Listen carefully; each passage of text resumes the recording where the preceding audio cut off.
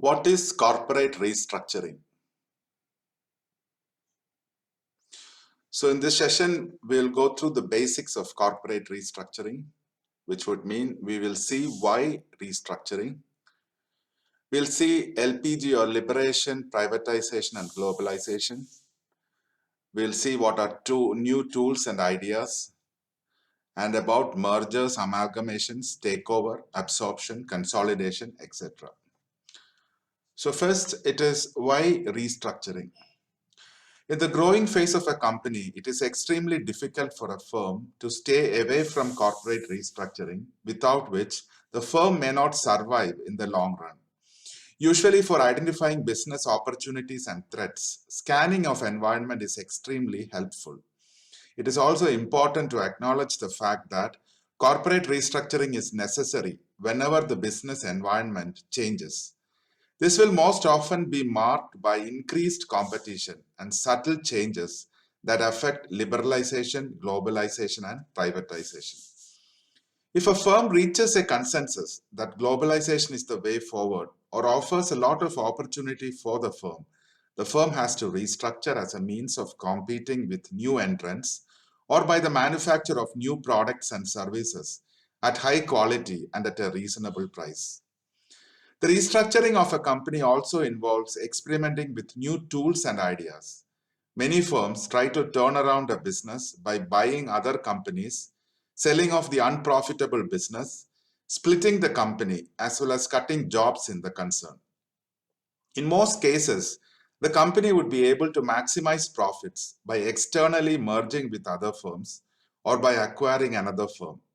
The strategy of the company, hence, is very simple: maximizing profits in the form of mergers, acquisitions, amalgamations, takeover, absorption, consolidation, etc.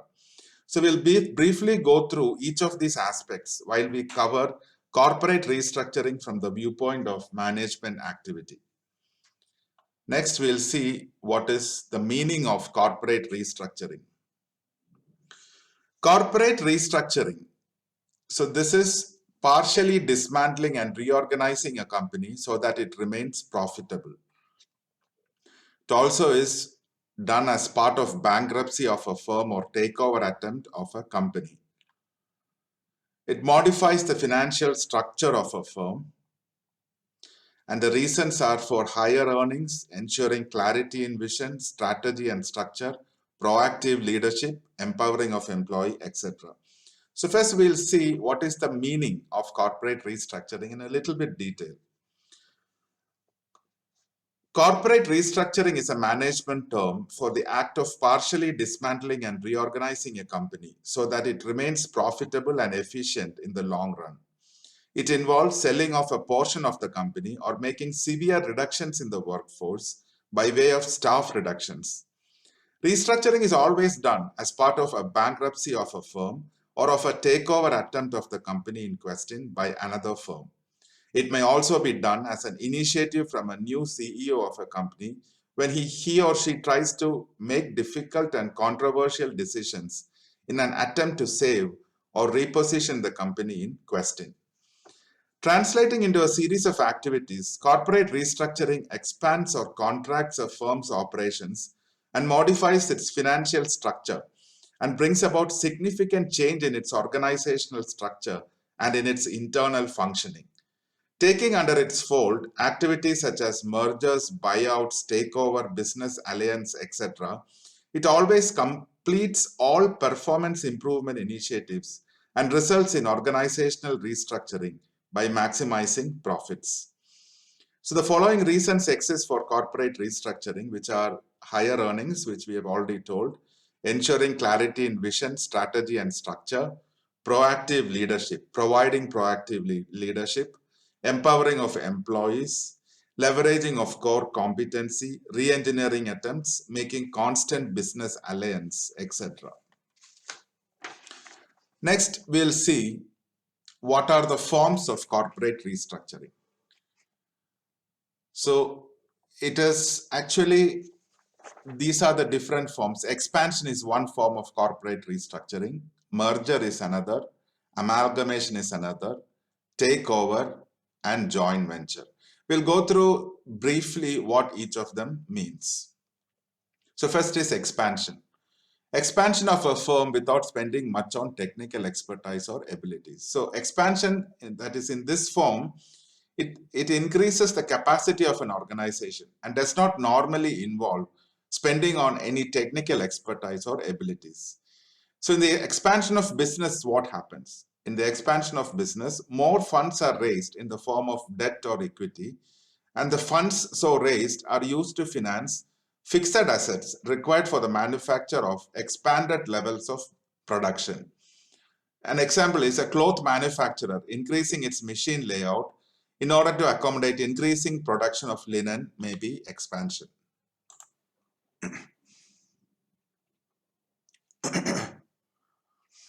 Next, what is merger? Merger is a combination of two or more companies into a single company where one survives and others perishes. So combination of two or more companies into a single company where one survives and others perish and lose their corporeal existence is merger. The acquired company or survivor acquires assets as well as liability of the merged companies. Hence, if the buyer A Inc. buys B Inc. and C Inc., the survivor is mostly A Inc., which retains its identity, and the seller, in other words, is extinguished and goes out of business. All assets, liabilities, and stock of one company stands transferred to transferor company in consideration of payment in the form of transferee companies, equity shares, or debentures, or cash, or a mix of the two. Mergers may be horizontal merger or vertical merger or conglomerate merger. Now, what is a horizontal merger? A horizontal merger takes place between companies operating in the same industry. Now, what is vertical merger? Vertical merger, on the other hand, is where two or more companies making spare parts of a product merges under one product offering. So they actually combine and offer a product offering. What are conglomerate mergers? Conglomerate mergers are between two companies who have nothing in common, which is also called pure conglomerate merger. And if it has no overlapping interest but serves to further product extensions, then it gets called as mixed conglomerate merger. So that is mergers.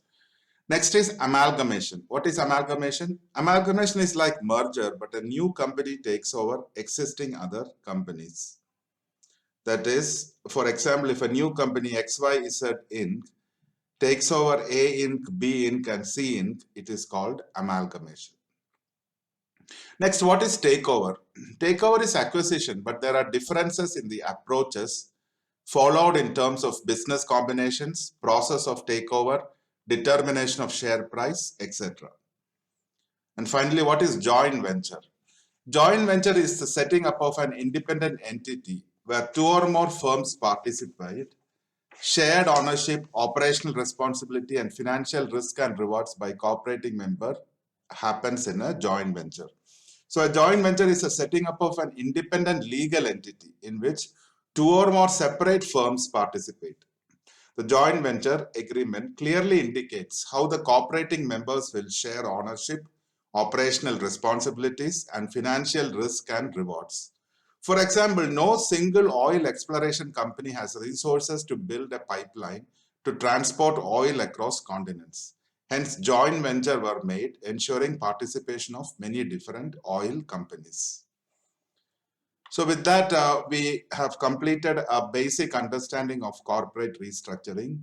We will deal with mergers, acquisitions, and amalgamation in a subsequent session in detail. Thank you.